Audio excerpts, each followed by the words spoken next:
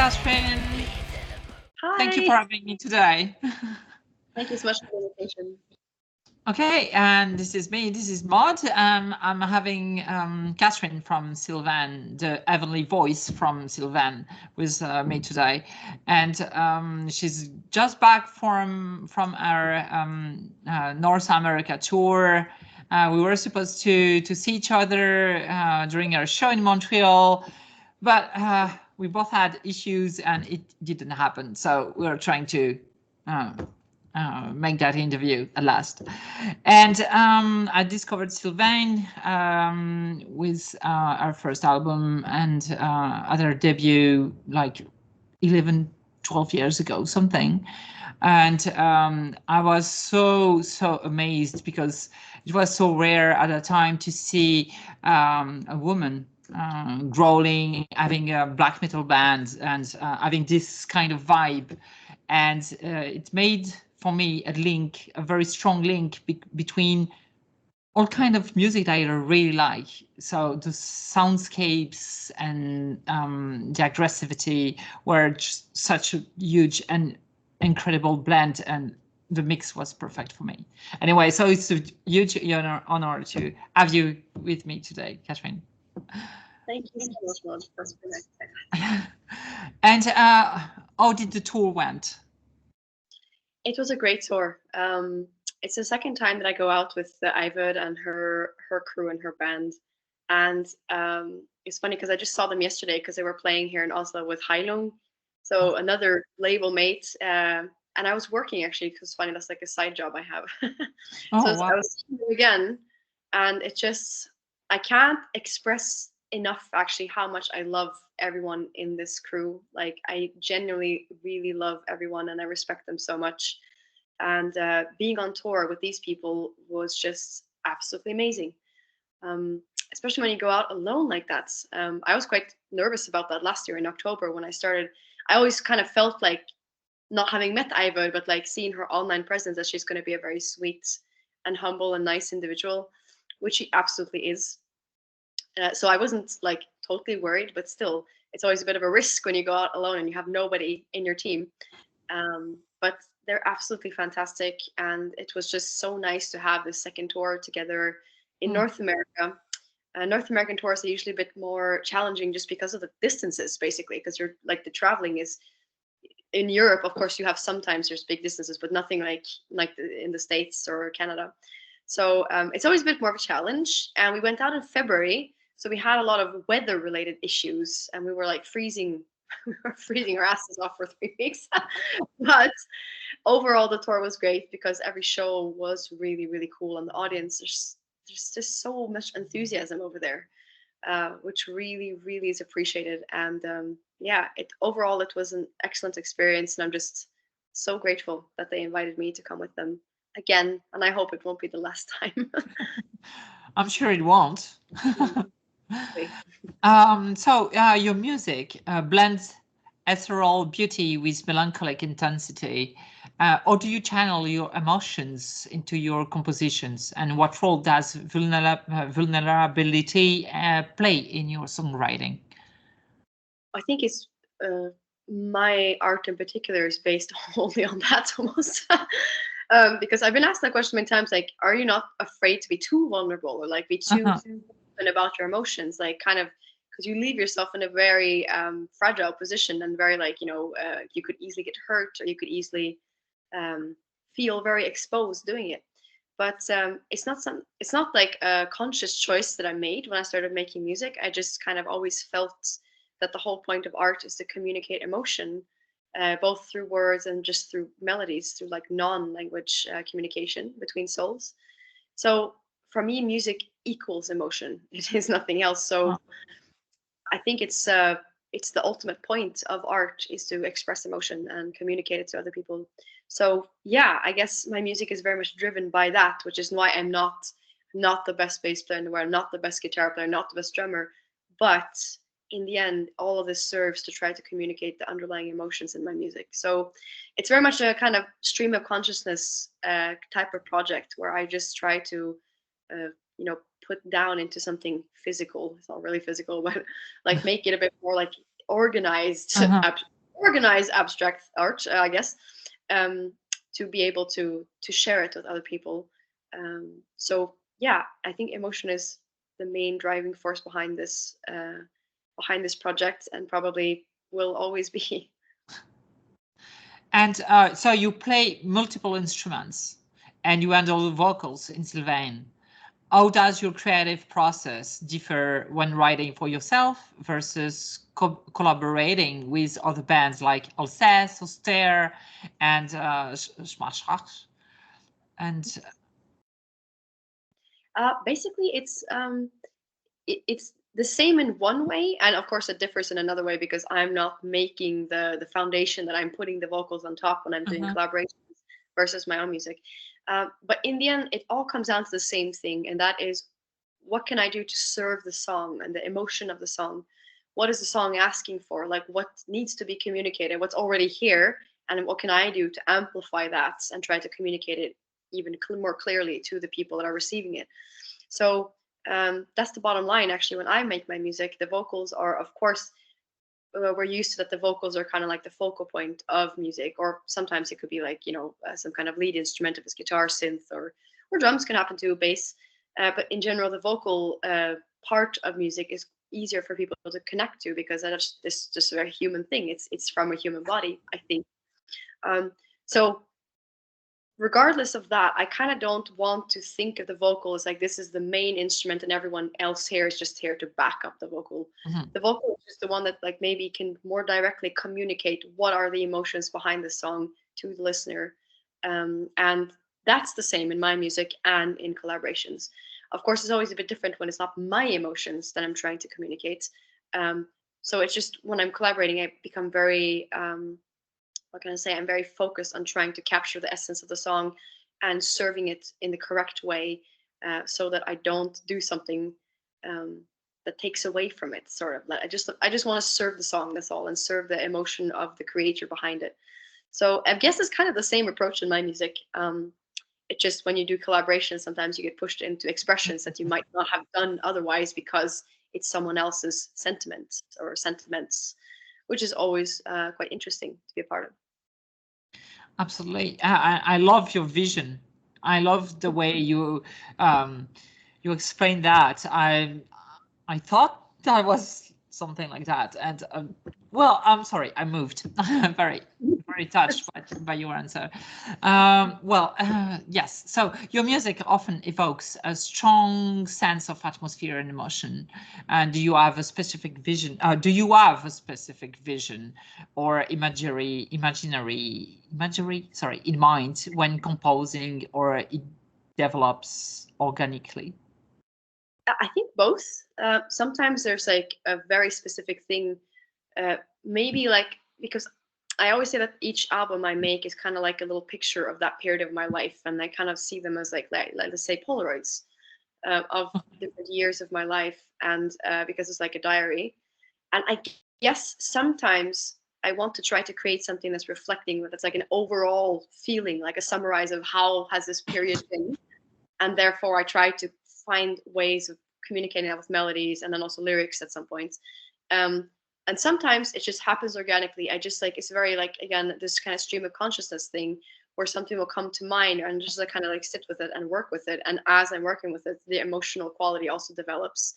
And usually, I guess I'm saying that they both are the same thing. Actually, it's just that one is a bit more like a conscious, I'm trying to communicate this, and the other one is a more like instinctual, but they end up communicating usually the same thing, because that's what an album is, right? It's a collection of songs that try to tell a story that's usually some kind of cohesive thing. So I would say both. And then that's not contradictory necessarily. They kind of live side by side. But I think it's mostly that kind of instinctual thing where it just kind of comes to me, so to speak. And as things go along, I kind of like the concept becomes more and more solidified, I guess.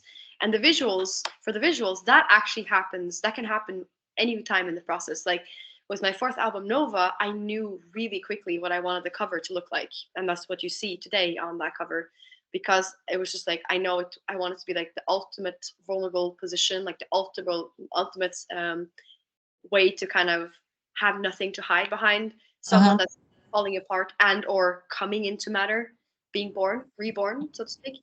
So I mean, that was quite clear from the beginning. Whereas with other records, it could have been like further out in the like later on in the process that I became a bit more like aware of what I wanted the cover to depict.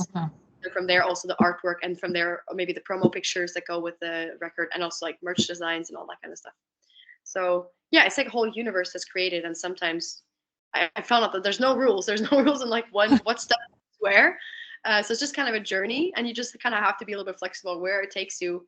And you usually, from me at least, I can't like demand things to be here. Like I want to know the cover now. You know, it's something that just kind of happens while you live with the music, or yeah. Sometimes you don't have to, like with Nova, but it usually comes up when it's supposed to, I think. And so you've lived both in the US and Norway. How has your cultural background influenced your artistic identity and the way you perceive the world? I'm sure it has been a part of shaping me into being who I am. And I think actually more so than the US, because I was born there and I moved to Norway quite quickly after that, like within the first years of my life. So I have never really had that like, because everyday life connection with the US. My dad is from California as well, just like me. And of course, like the whole pop culture side and everything like that has, of course, been a part of my life from a very young age, because through my dad, and my mom used to live in the States with him as well. But then she's Norwegian and I grew up here. So I think Norway has definitely colored me a lot as a person. And definitely, I'm sure that if I didn't grow up here, well, I'm not sure, but I'd imagine that I wouldn't have the same relationship with nature that I do. Because nature has been such a big part of my life since I was a kid. Like we even did like, outdoor school in nature for certain subjects. And every Sunday we go out. It's like a thing here in Oslo. We call it Søndagstur, which translates to Sunday hike, or Sunday walk. So I mean, like nature was such a big thing in my life since I was young, and I was always outdoors playing. Being a millennial kid, I was before like all the technology took over completely, at least at some point in my life it did. But I was always outdoors a lot, and I feel like being basically raised in a capital like Oslo, where nature is literally right outside your doorstep, and the city isn't far either. This kind of weird duality. That colored me a lot, also for my art, that kind of like duality between two opposites, which I basically try to transform into sound as well. So I'm really think that has shaped a lot of who I am. And then I have to also mention the 6 years I was living on and off in Paris, in France, which I also think, I know like my second album, Wistful, it was like a direct result of being like super lonely and isolated there, due to like language, due to being a bit more shy back then and not taking so much space and not knowing people there and all kinds of stuff. So it's definitely a point to be made of places and obviously experiences shaping you, who you are, and also shaping your art. But I would say that Norway definitely, I think, has contributed a lot to the sound even that I have in my music. And I'm not sure it would be exactly the same if I would have lived somewhere else on the planet. If you don't mind, how long did you live in Paris? 6 years. 6 years? Oh, gosh. 6 years. That's quite a long time. It was a long time. Yeah, it was on and off. I was kind of halfway between Paris and Oslo. And Paris will forever be like a second home to me. And I love the city. It has so much history, so much culture, so much beauty. But it broke me. Like being in a place that's not connected to nature at all. After a while, I wasn't myself anymore. And it was really unhealthy for me to be there. So I'm really happy to be back in Oslo. Like just also the mindset in France, it was difficult for me to deal with after a while, because I'm not raised with a more pessimistic mindset, so to speak. That's totally that. And I spent 4 years in Paris when I was a student. And so you know. Yes, I know. So what you say is exactly that. There's no nature. Even parks are not that green. It's like everything feels gray. It's all concrete. It's dirty. It's muddy. I don't know. It's like, ugh. That's true. The smell of piss in the metro. I don't know. That's so true. Like the smell of Paris. But I love this city. I will forever love this city. And some of my favorite, some of my best friends live there. So it would always feel like home to me. And when I come there, it's like I just fall into like the patterns of like what I used to do and stuff like that. But I definitely wasn't myself as much over there, and I lost a part of myself that I didn't want to lose. So coming back here around the COVID time, it was the best thing I've done, I think, in my adulthood. I think so too. It's like the same for me. It's like Paris took a lot from me. It's like Yes. that was a big, very huge prize. It's yeah, exactly. But it's funny how when you evolve and when you get older, like when you can take a step back and you like get out of the situation and you realize the sacrifice that you made, and you're like, "Ooh, is it worth it?" And then maybe yes or maybe no. And in my case, it was like when I got away from it, I was like, "No, I don't want to go back to that." Exactly. So yeah, you live and learn. So, yeah, so your lyrics often touch on themes of introspection, longing, and spirituality. Or has your personal journey shaped the messages you convey in your music? So I think it's kind of linked since you have a huge story. Yeah, I mean, this is definitely true. And that again goes hand in hand with the thing of like each album being like a Polaroid of like a few Yeah. years of my life. And I think music, I've been saying that a lot in interviews the last 2 years, because the more, again, this like thing of living and learning, and you be able to take a step back and look at things objectively more as you go. And I realized more and more that when I started Sylvaine, it was this kind of like, it was a kind of spiritual quest in part. Trying to put words on something that I struggled to put into words, and that I actually didn't always want to or like could put into words. And it's been a part of a journey of realizing what I believe in as well, actually. So yeah, the two definitely go hand in hand, and the message evolves and stuff, and you be able to articulate it better as time goes by, because you also start to get to know yourself better, and I don't know, just this experience that is life better.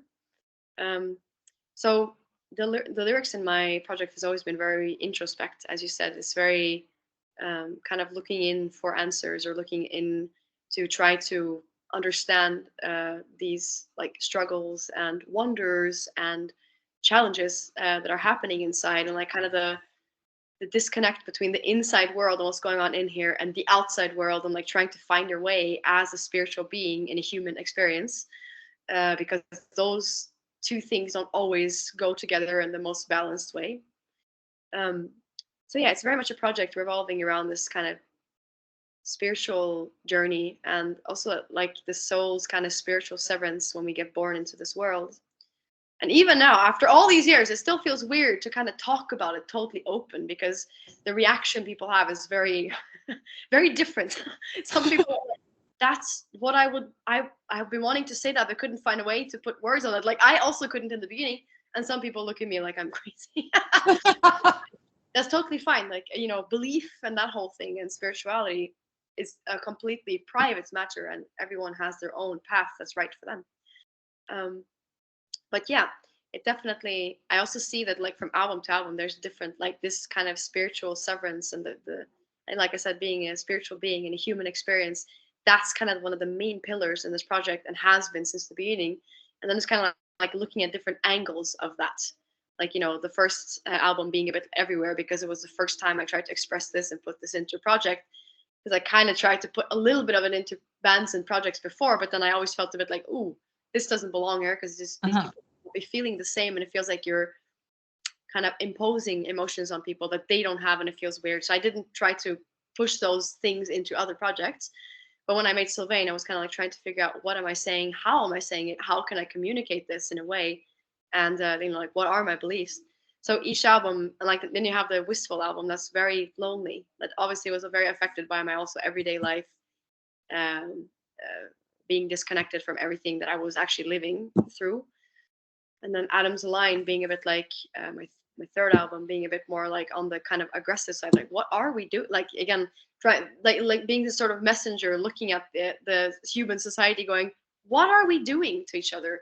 Why is it like this? Like, I mean, there's a disconnect for me within me between the spiritual and human experience. But then you also look at the society, and you're like, everyone's just like moving further away from each other. And why do we keep causing each other so much pain? And then To Nova, that was very much a record about like some kind of death of an era. and a rebirth of sorts as well. Like, how that's one of the things that's really hard to accept as a being that's not from here, that this human experience is all about things ending and things never lasting. But there's also a real beauty in that, because every time a door closes, another one opens. So yeah, it's kind of like, every record is a different angle of this kind of spiritual journey. And as I'm evolving, so does the angles, I suppose, because I guess the message remains the same, more or less, about this fact that I don't believe we're from here. We're sent here to learn and have this experience. So it always feels weird to talk about it. But there you go. So many artists struggle with self-doubt.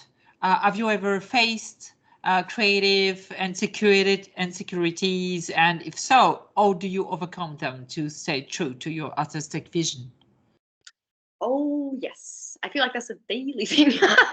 Maybe not a daily thing, but I'm the first one to say that I've always had, I don't know why, actually, because my parents have always been so supportive. So you would think that that would be a good foundation to be kind of confident. I do have some kind of silent confidence in myself, somewhat, or else I wouldn't be doing this project without involving other people very much. But in general, I am not the most confident in my music, and it's still now. I struggle with imposter syndrome all the time, asking myself questions about why do I think that I can take people's time?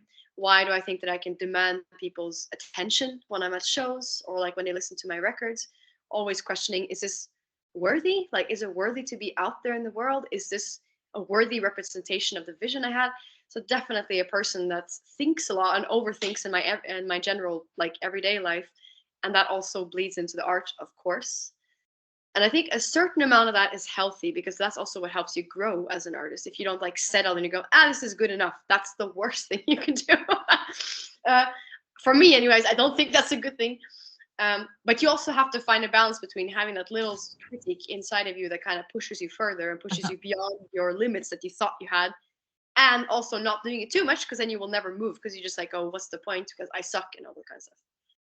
And I think every artist who talk about, if they're being honest, will tell you that you have days like that too, where you're just there's no point in doing this. It sounds like shit. I'm shit. There's so many people out there that are so much better than me at what they do, blah, blah, blah, all this kind of stuff. But in the end, the need for this expression is just so much higher than the confidence issue, because it's not, the more I live with this, the more I feel like it's not really a choice.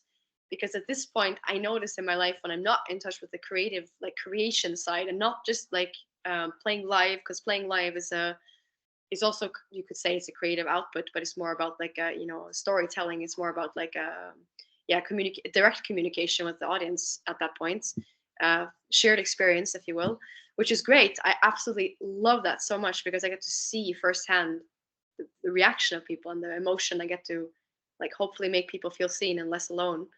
But if I stay away from the actual writing music, writing lyrics, the production side, producing things for too long, I start feeling off. I don't feel like myself anymore. So that's when I'm that's not really choice then, is it? It's kind of a need, which is a selfish thing. But at the end, the hope is that from this selfish need of creation and expression, there will be a shared experience with someone else out there, or multiple individuals out there, that hopefully can make people feel seen and feel less alone in their emotions as well. So yeah, it's something that is difficult to deal with, for sure. And again, this imposter syndrome, it doesn't matter how much you do, it just seems to always be there, at least for me, a little bit. But I also think it helps, the more you release stuff, the more sure you get about your sound, and you get experience, and you just kind of learn how to follow your instincts a bit more. And yeah, I see that Sylvaine has started to I see that the name is getting around, and more people see that it wasn't just oh, it was in one album, fluke, and that kind of thing, which is ridiculous. Again, that's probably being a female in a man dominated part of the music business, that you feel like you have to prove yourself. But regardless, this is now 4 albums, 2 EPs in, and I'm definitely not done with the story yet.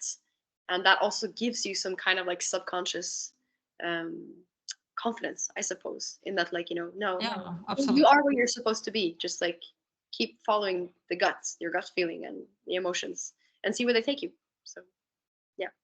I'm an illustrator, so it resonates very strongly with me. Yeah. So I kind of feel the same. Yes. I think a lot of us do. So yeah, you've collaborated with a variety of artists across different styles of atmospheric and post-metal music. Is there a particular collaboration that pushed you beyond your comfort zone in a meaningful way? Dor II. That's what I can say. I mean, obviously, a lot of the collaborations that I've done have been, or all of them have been great.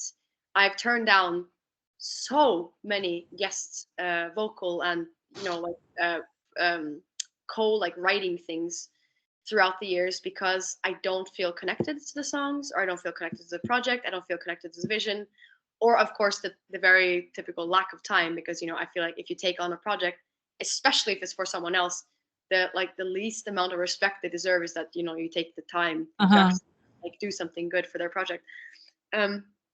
So all the different guest performances have done have been things that I felt really connected to and that have pushed me a little bit, like, in different ways. But the one that probably pushed me furthest away from, like, my expression was the Dor II, when I did Stabat Mater for his Leather Tear album. Oh wow! Okay. Really cool. It was really, really fun working with this song, and, like, getting a bit more rhythmic.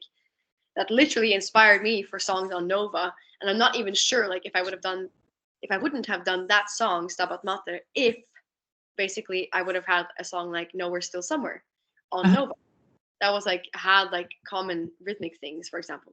So yeah, that was probably the one that pushed me furthest away from my comfort zone. And we did do some collaborations that were never released, which was also pushing me pretty far away from my comfort zone. Who knows if it will ever be released, but I'm intrigued. Yeah, I also kind of wonder how that ended up sounding.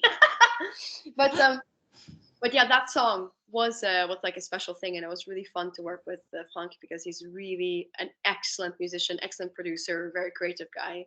Also knows what he wants, so I was a bit intimidated by that, because I was like, okay, I have to do something that makes, like, sense in this universe and whatever we're trying to communicate. I also wrote lyrics for the project, so yeah, I think maybe this is the one that was the one that pushed me the most, I guess. Yeah. Thank you.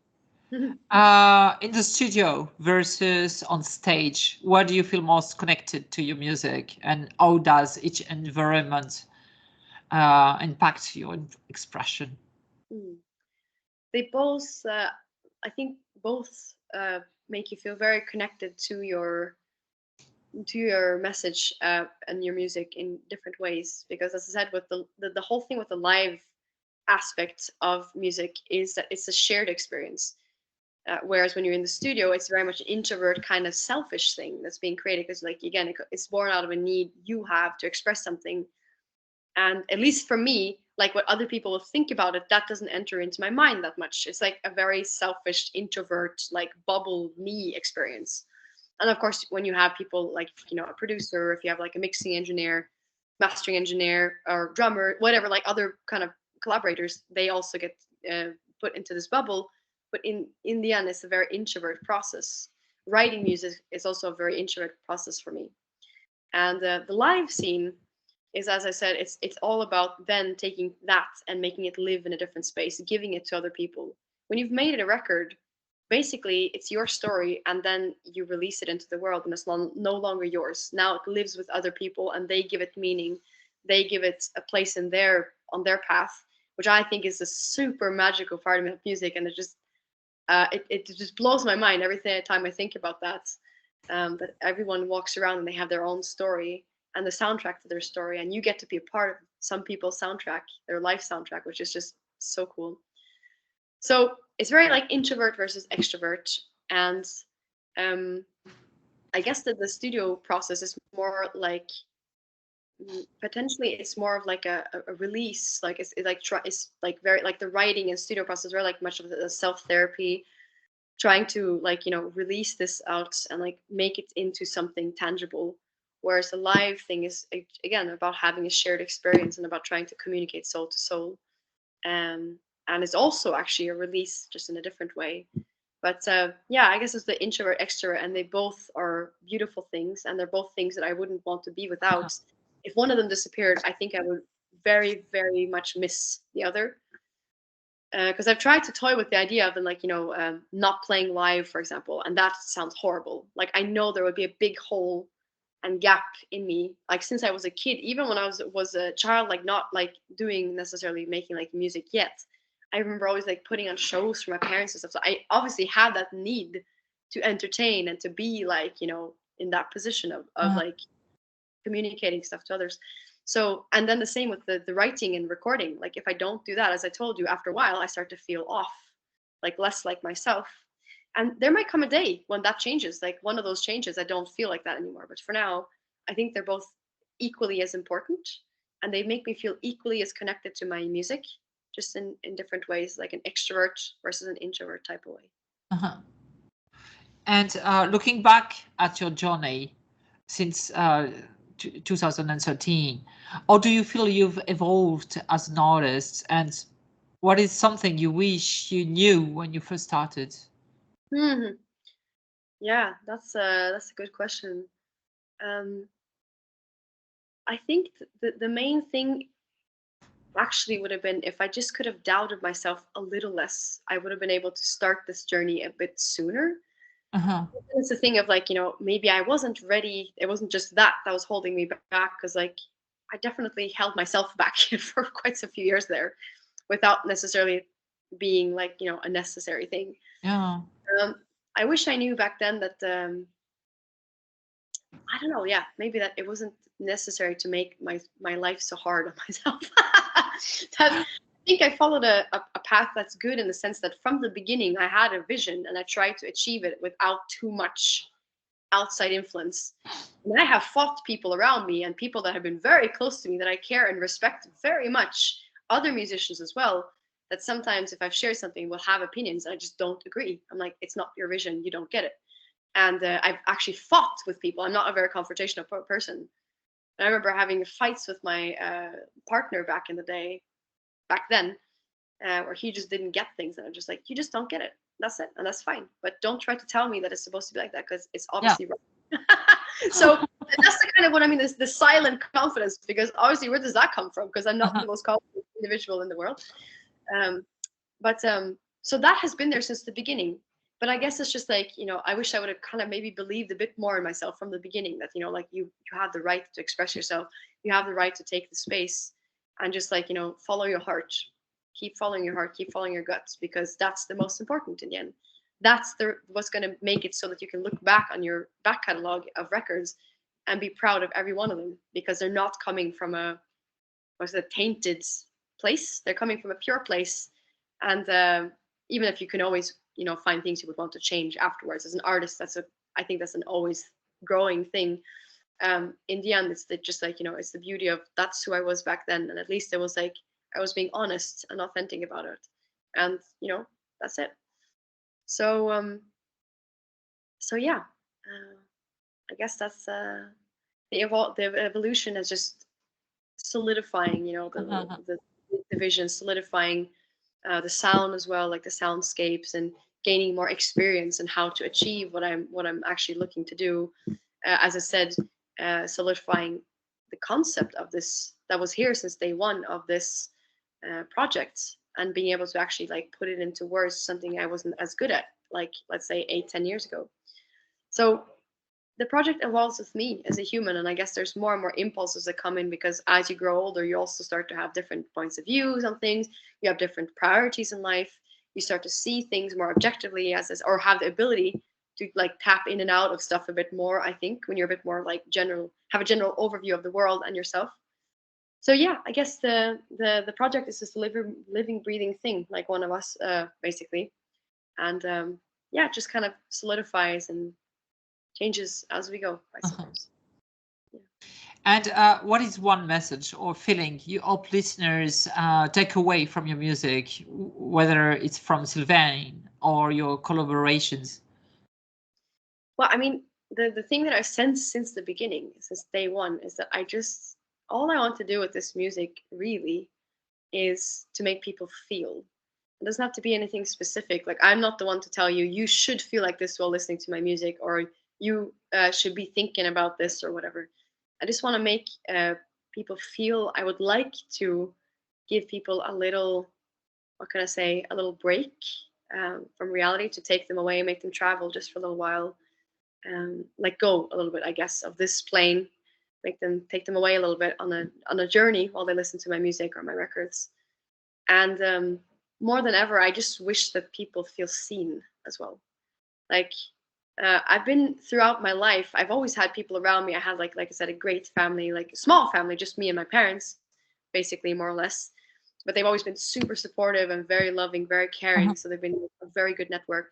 I've had some really nice close friends, and the kind of friend base expands as the more you grow, and the more you like travel around as a musician. So I have so many people around the world that I can actually like legit say that I really truly love and care for, and my life wouldn't be the same without them. But basically, in the end, I would say I would characterize myself as a sort of lone wolf, a sort of lonely character. Yeah. And I guess that I hope that my music can make people feel less lonely out there, like less alone, in their emotions, seen, basically. So to kind of let them know from afar that you're not alone in this, and I'm here with you, sort of. Okay. Thank you. Thank you so much. You've touched me a lot. A lot. I was in love with your music, and I'm fascinated by you. And I'm totally now. Thank you so much for today. Thank you so much for having me. I really appreciate it. Thank you for listening. Thank you, Kathrine. Thank you so much.